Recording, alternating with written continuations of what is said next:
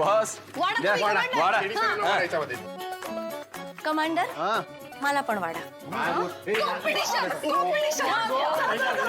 Boss समोर पण एक प्लेट वाढलेली आहे, त्यांच्या ताटात वाढली जाते. बॉसच्या ताटात पण आता वाढलं जातंय. कमॉन कमॉन, भाकरी चॅलेंज. कोण जास्त भाकऱ्या खातं हे आपल्याला बघायचंय. आता बघूच यार सगळ्यात जास्त तिखट कोण खातं. Boss come on come on come on. Yes yes yes. आणि आता आपल्याला केडी आणि बॉस एक एक भाकरी घेतली त्यांनी ताटामध्ये. Come on come on.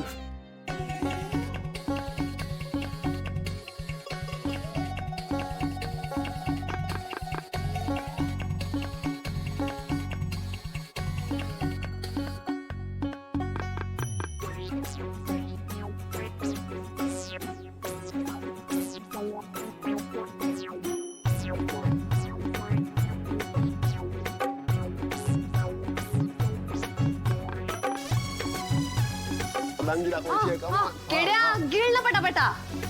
बॉस तू का खातेस? तुला खूप तिखट लागतंय. तू काय खातोस मग?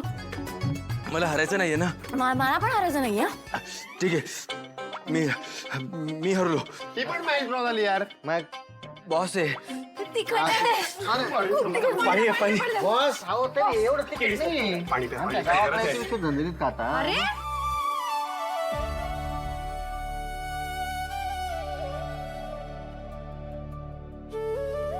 अरे प्या पाणी. घे.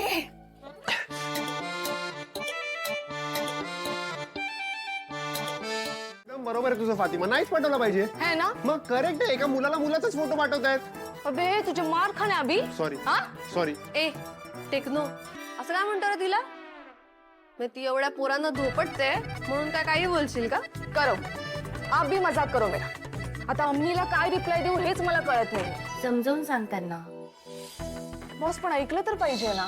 बस त्यांच्या समोर शांतपणे बस आणि त्यांना शांतपणे समजावून सांग तुला कसा मुलगा हवाय, तुझ्या काय अपेक्षा आहे. आणि ह्याच्यासाठी ना पहिले तू स्वतःला हा प्रश्न विचार की तुला कसा मुलगा हवाय आणि मग त्यांना समजव.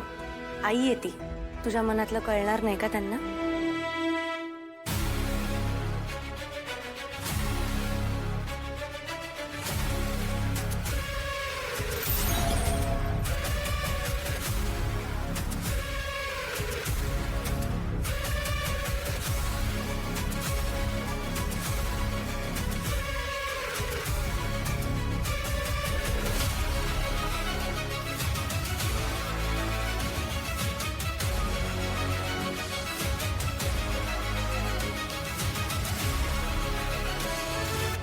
करेक्ट आहे.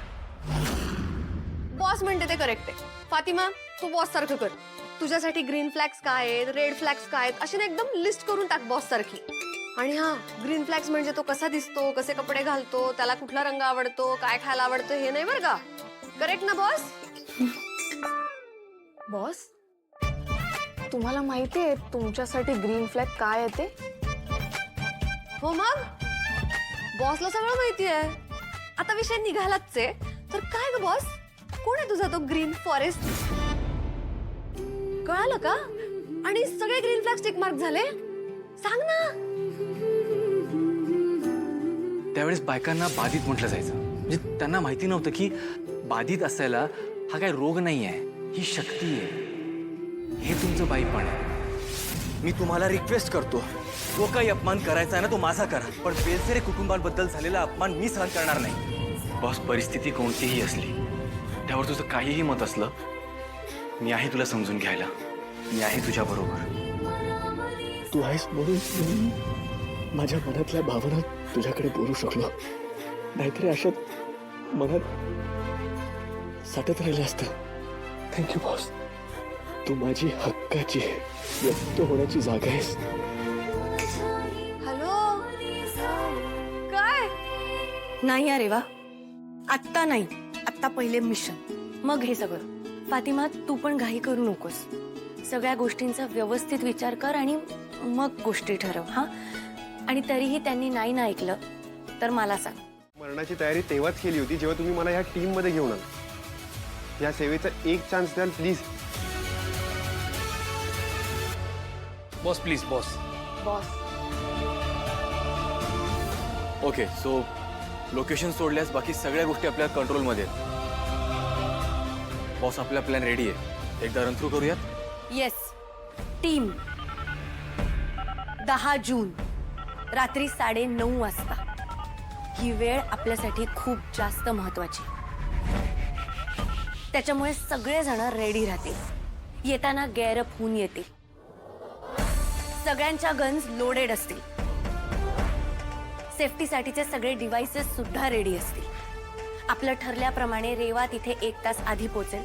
आपण रेवाचं लोकेशन ट्रेस करू आणि तिचं लोकेशन ट्रेस करून तिथपर्यंत पोहोचू. फातिमा, कत्री आणि टेक्नो 3 जण आतमध्ये असतील. मी, केदार आणि कमांडर आम्ही 3 स्टँड बायवर असू. काहीही गरज लागली तरी आम्हाला तुम्ही लगेच कळवाल. आपण सगळेजण एकमेकांशी कॉन्स्टंटली कनेक्टेड असू. आतमध्ये होणाऱ्या प्रत्येक मिनिटाचे अपडेट्स मला हवेत. जसा गुलाब स्पॉट होईल तसा तुम्ही मला लगेचच इन्फॉर्म करा. करेक्ट टायमिंग बघून आम्ही आत येऊ आणि मग धमाका. धमाका तर होणारच. यावेळेस गुलाबला कोणीच वाचवू शकत नाही. तो त्याच्या योग्य जागेवर पोहोचणार आणि त्याला पोचवायचं काम टीम तारिणी करणार. Am I clear? Yes, boss. Any doubts? No, boss. Any suggestions? No, boss. आणि सगळ्यात महत्वाचं, काहीही झालं तरी पहिले तुम्ही स्वतःचा जीव वाचवा. कारण तुमच्यापैकी कोणालाही काहीही झालेलं मला चालणार नाही.